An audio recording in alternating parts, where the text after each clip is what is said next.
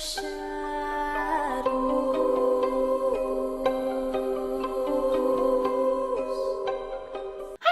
it's Hailey Reese and welcome back to my YouTube channel. I am so excited that you are here and I hope that you are having an absolutely fantastic morning, afternoon, or night, whatever it is for you when this video finally reaches you. Today's video is one that I think is going to give you guys absolute chills. When this case and this experience was sent in to me, I probably reread it about 20 times with my jaw to the floor, just imagining what it would be like to have experienced this and to learn the truth about where you are living and what your town has covered up. It's definitely going to be a spooky one, so I do suggest that you sit back, relax, maybe turn a light on, and I am so excited to share this particular story with you guys. Before we get into today's video though, I would just very quickly like to thank today's video sponsor, Switchcraft. Switchcraft is a mystery story about modern day witches, with a strong female witch named Bailey as the protagonist, who is set on solving the disappearance of her best friend, Lydia. Someone or something took Lydia. And I won't stop until I get her back. I'll find out what dark forces are behind this. There are thousands of magical match 3 levels with Switchcraft, and it's a choose your own adventure story, which I absolutely love. I truly have absolutely no idea who could be responsible for the disappearance of Lydia, but I keep on playing because I am just dying to find out. But I do want to know from you guys who you think is responsible for Lydia's disappearance, so make sure to let me know your thoughts and theories. The story features 85 plus characters from all different backgrounds and all different walks of life, and Switchcraft features TV-worthy writing with an aesthetic that resembles modern graphic novels. You can download and play Switchcraft for free now and unlock the magical mystery by clicking the link at the very top of my description. I can't wait to hear what you guys think of the game, and thank you so much to Switchcraft for sponsoring today's video. But without further ado, let's get into this chilling case.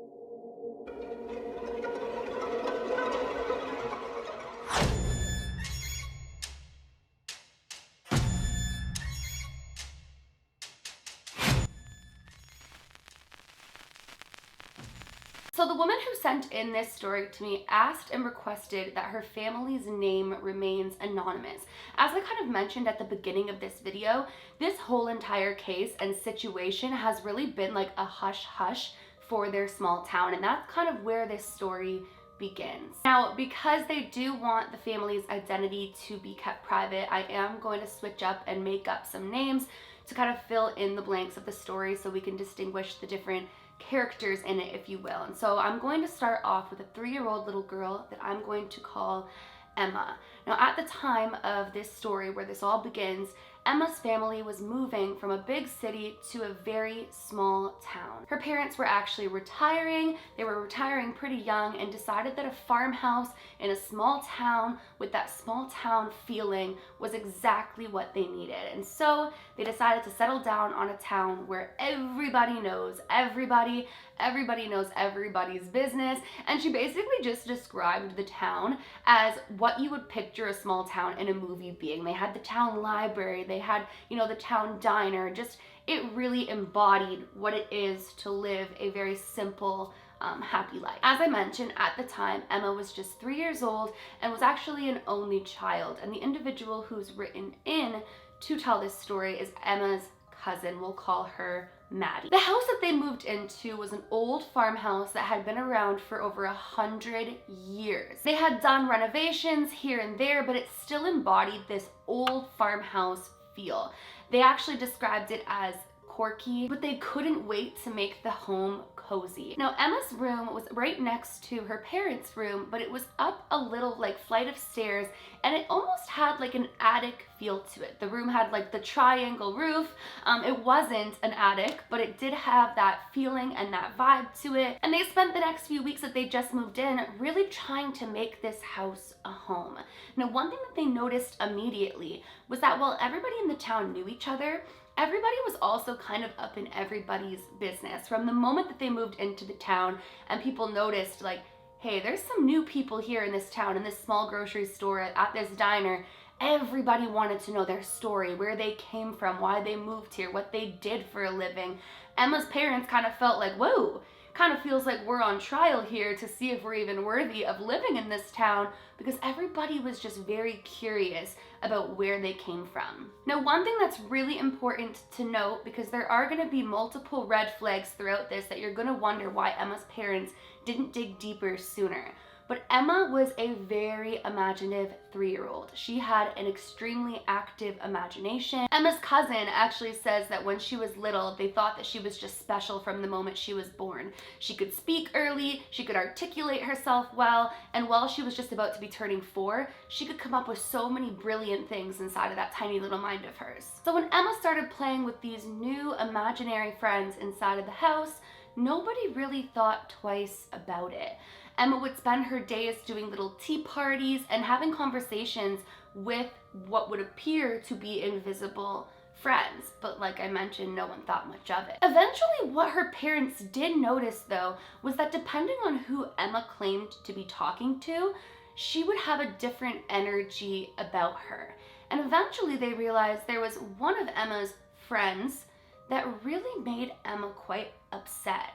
Emma would cry a lot when she was playing with said friend, and her whole demeanor would change. But where things got really creepy was one day when Emma's mom decided to ask her about this friend and what it was about the friend that made Emma so unsettled. And that's when Emma said this friend looked like a clown, and her other friends didn't like him. Emma said that the clown was pretty nice to her, but all her other friends wouldn't want to play with her. When the clown would come around, they would disappear, and the clown just sometimes made her feel scared. Now, this was very, very strange to Emma's mom, because Emma wasn't entirely familiar with clowns. Her mom said maybe on a couple of occasions she'd seen a clown here or there, but she wasn't really familiar with clowns to the degree that she should be making up imaginary clown friends. Emma's mom suggested that if she wanted to play with the other friends and they were uncomfortable around the clown friend, then maybe she should tell the clown friend that she didn't want to play with the clown and that she wanted to hang out with her other friends. So Emma said, okay, I will do that. This was when things took a very creepy turn in the house. As soon as Emma said no to this clown friend that, keep in mind, her parents couldn't see, Emma started to become very timid, very shy, very scared. And her mom noticed that there were weird markings on her, like scratches and bruises. And when she would ask her what happened, she would say, the clown did it. But things weren't just strange with Emma at this point. Things started becoming strange in the house. The mom said that she started to feel like there was people watching her at all times. When she was home alone in the house, she never truly felt home alone. And in one instance, she thought that she had seen a crying woman behind her in the mirror, but when she flipped around, the woman wasn't there. It was at this point, when her mom started to have these experiences and these strange feelings, that she started wondering if perhaps there's a lot more to what Emma is saying, and that maybe Emma could be connecting with something much deeper. At this point, her mom wanted to get more answers from people in the town as to what the history of the house could be, and if there could be a possibility that any of this makes any sort of sense. Now, one thing that I do want to note that was mentioned was they weren't naive that there could be some sort of spiritual activity in a house that's been there for over 100 years.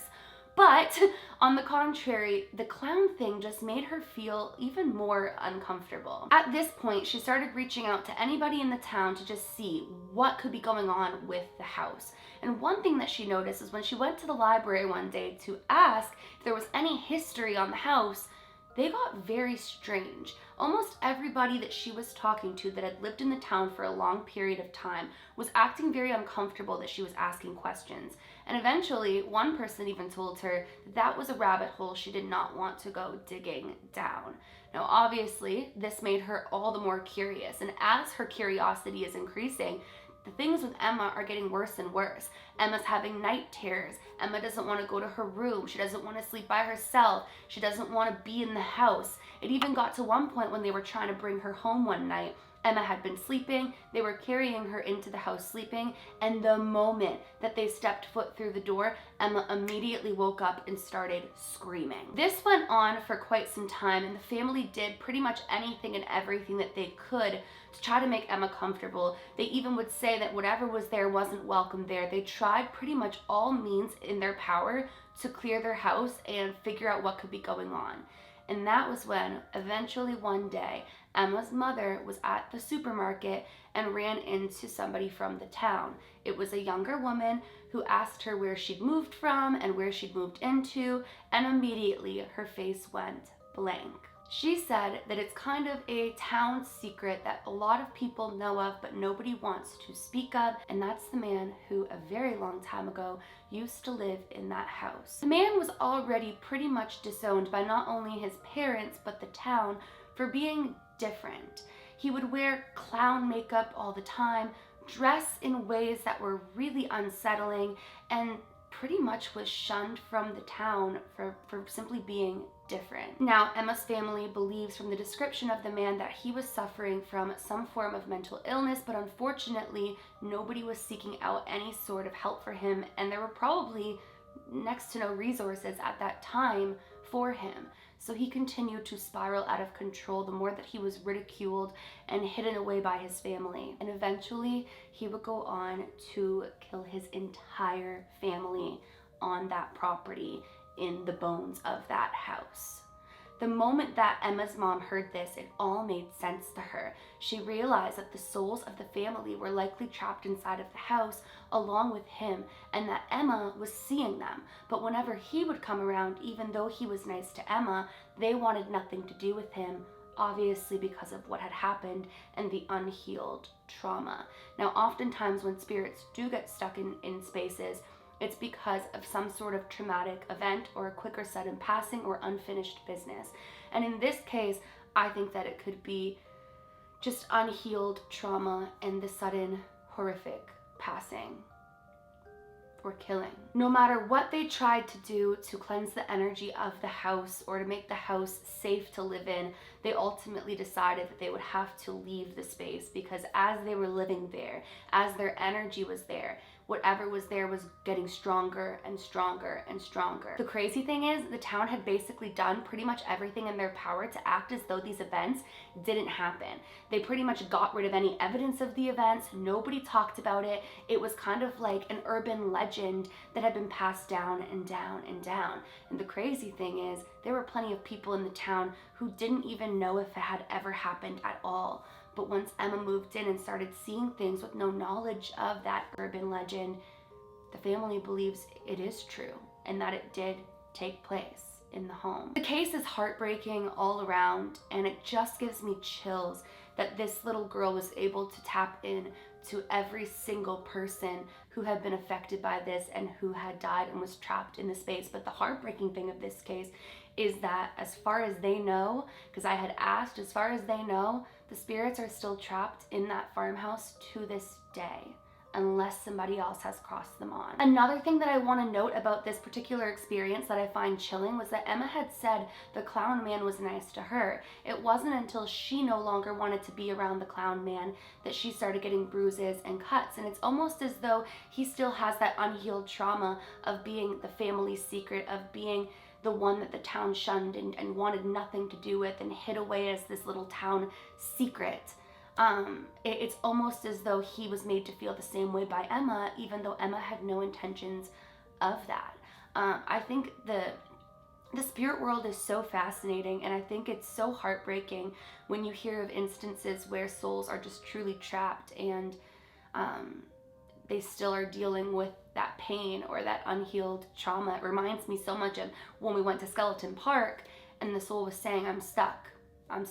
You know, it's just, it's absolutely heartbreaking. But I thought this case was chilling nonetheless, and I wanted to share it with you guys because I think that's one of the craziest things about moving into new places, is you never truly know the true history of it and what could be lingering or what could be trapped in the home. Well, you guys, that is it for this experience. I thought that it was absolutely chilling and I wanted to share it with you guys. I obviously got permission. I just had to honor keeping the name of the town and the family private for obvious reasons. But I really hope that you guys enjoyed this case. I would love to hear all of your thoughts and opinions down in the comment section below. I feel like you guys are gonna have quite a bit to say about this, and that's one of my favorite parts about uploading these videos, is to just connect with you guys and hear all of your thoughts and theories. So definitely let me know. And once again, I would just absolutely love to thank Switchcraft for sponsoring today's video. As I mentioned, you can download Switchcraft for free now and unlock the magical mystery. All you gotta do is click the link at the very top of my description box. I will have it right there for you, and thank you so much to Switchcraft for sponsoring. If you guys are new to my channel or you are just not yet subscribed but you do enjoy my content, I would seriously love it more than you would ever know if you would go ahead and click that subscribe button, and please give this video a big thumbs up if you did enjoy it. Remember, my loves, to do all things with kindness, and until next time, I love you.